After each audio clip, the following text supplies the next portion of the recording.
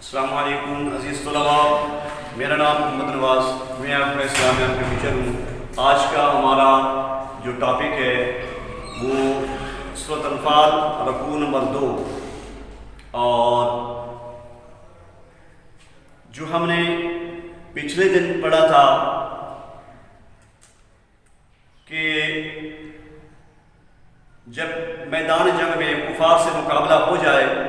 تو پھر ہم نے کیا کرنا ہے۔ آپ کو یاد ہوگا کہ ہم نے پیٹھ نہیں پھیرنی،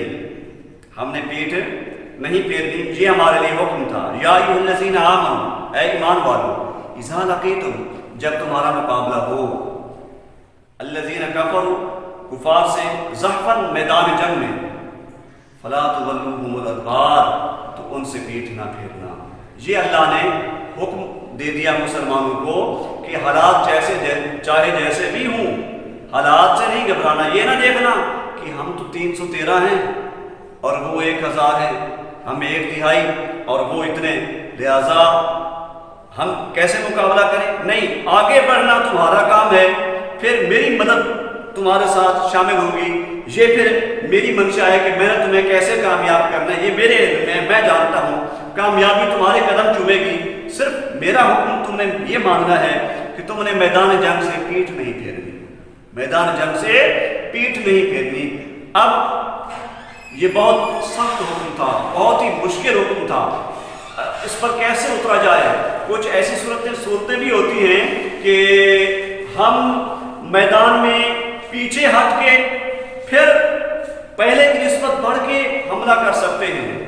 تو جب حکم آ گیا کہ پیچھے نہیں ہٹنا، تو پھر ہم اس کو کیسے پھر مینج کر پائیں، پھر ہم اپنے آپ کو کیسے بہتری کی طرف لائیں۔ تو اللہ نے اس کے لیے ایک قانون بنا دیا کہ 2 باتیں ارشاد فرمایا، ایک تو متحرف القتال،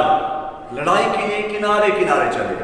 کیا مطلب؟ کہ ایک آدمی مسلسل فرنٹ پہ لڑ رہا ہے، اس کو کوئی حاجت ہو گئی ہے، اس کا یونیفارم آگے پیچھے ڈھیلا ہو گیا ہے، اس کو کوئی ضرورت پیش آئی ہے، اس کی کوئی مجبوری ہے، اب کیا وہ کام پھر کیا کرے؟ اگر اسی صورت میں وہاں رہتا ہے تو وہ کچھ نہیں کر پائے گا، حتیٰ کہ دشمن کا لقمہ بن کے رہ جائے گا۔ لہٰذا اس کے لیے ضروری ہے کہ وہ کنارے کنارے چلے، لشکر سے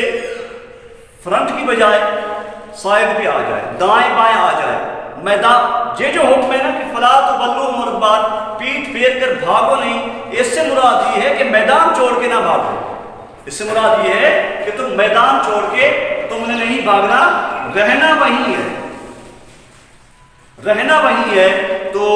جب رہنا وہیں ہے تو پھر اس کے لیے اللہ نے ایک قانون بنا دیا کہ وہیں رہتے ہوئے تم نے کیسے لڑنا ہے،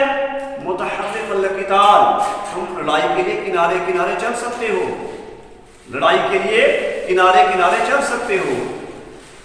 اور متحیزا الی فئۃ، یہ دوسری صورت ہے کہ اپنی فوج سے جا ملنے کے لیے۔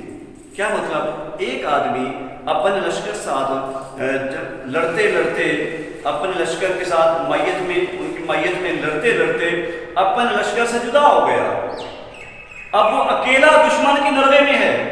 تو اب اگر وہیں رہتا ہے تو دشمن اس کو شکار کر لے گا،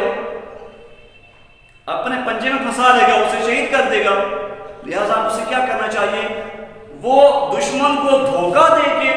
وہاں سے پیچھے ہٹ کے اپنے لشکر کے ساتھ شامل ہو جائے، تو یہ اس کے لیے جائز ہے۔ تو آج کے سبق میں بیٹا ہم یہی پڑھیں گے۔ اللہ نے ارشاد فرمایا کہ وَمَن يُوَلِّهِمْ يَوْمَئِذٍ، ومن، پیچھے بھی میں بتا چکا ہوں بیٹا آپ لوگوں کو کہ وہ کا مطلب اور، من کا مطلب ہے جو شخص، واو اور،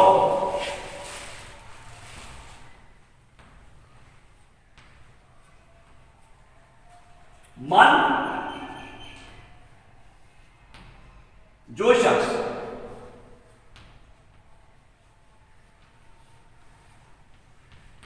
جی وہ اور من جو شخص یبلہم،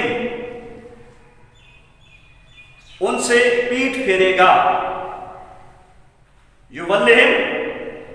ان سے پھیرے گا، دوبرہ اپنی پیٹھ، یعنی وہاں سے میدان کو چھوڑ کے چلا جائے گا، یہ اس کی بات ہو رہی ہے۔ وَمَن يُوَلِّهِمْ يَوْمَئِذٍ دُبُرَهُ، جو شخص بھی جنگ کے روز یا میدان جنگ سے پیٹ پھیرے گا تو اس کے لیے اللہ نے کیا ارشاد فرمایا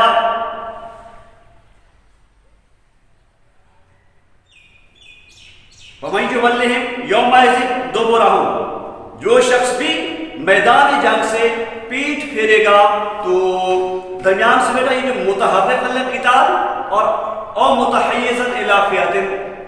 اس کو چھوڑ کے آگے دیکھیں، فقط باء بغضب من اللہ،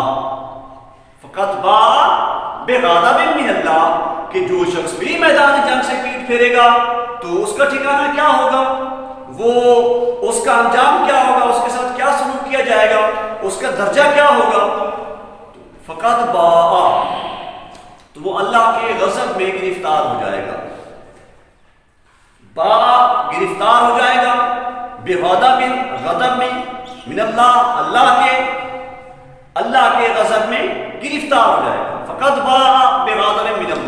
اللہ کے غضب میں گرفتار ہو جائے گا۔ پھر کیا صرف دنیا میں یہ اس کے لیے سزا ہے کہ اللہ کی ناراضگی جھیلتا رہے گا، وہ آخرت میں اس کے لیے کچھ نہیں ہے؟ نہیں، فرمایا مأواہ جہنم، مأواہ کہتا لفظ کیا ہے؟ مأواہ،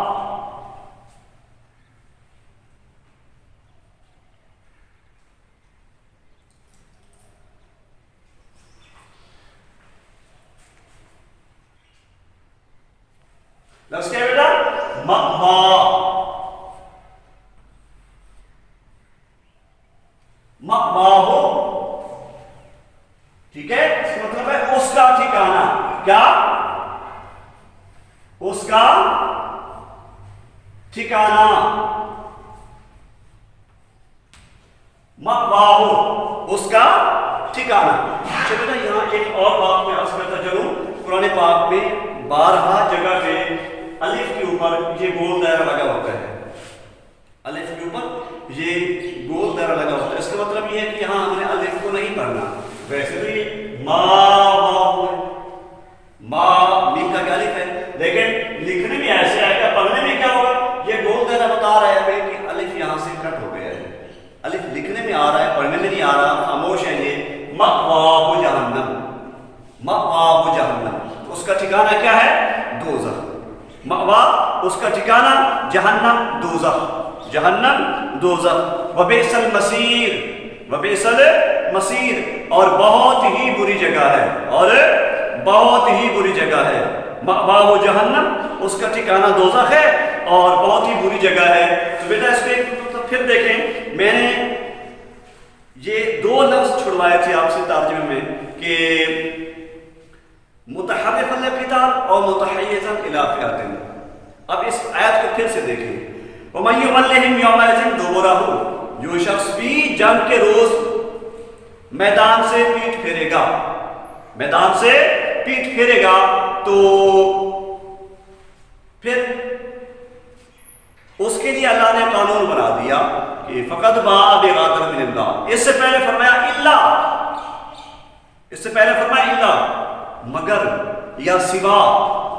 ان دو صورتوں کے متحرف القتال، جیسے میں نے پہلے بتایا کہ لڑائی کے لیے کنارے کنارے چلے، اور متحیزا الی فئۃ، یا اپنی فوج سے جا ملے،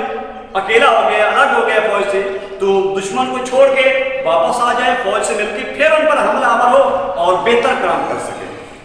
حملہ آور ہو کے بہتر کام کر سکے، الا متحرف القتال اور متحیزا الی فئۃ، سوائے ان دو صورتوں کے، لڑائی کے لیے کنارے کنارے چلے یا اپنی فوج سے جا ملے، ان دو صورتوں کے سوا جو بھی پیٹ پھیرے گا، اللہ نے فرمایا فقط باء بغضب من اللہ، وہ اللہ کے غضب میں گرفتار ہو جائے گا، ومأواہ جہنم، اور اس کا ٹھکانہ دوزخ ہے، وبئس المصیر، بیسا برا، بیسا برا، مصیر ٹھہرنے کی جگہ، مصیر کا مطلب کیا ہے بیٹا؟ ٹھہرنے کی جگہ، تو وبئس المصیر، اور وہ بہت ہی بری جگہ ہے۔ تو بیٹا آج کا ہمارا لیکچر کمپلیٹ ہوا، اللہ تعالیٰ سے دعا ہے کہ اللہ تعالیٰ ہمیں اپنے کام پر توجہ رکھنے کی توفیق عطا فرمائے، آمین بجاہ النبی الکریم۔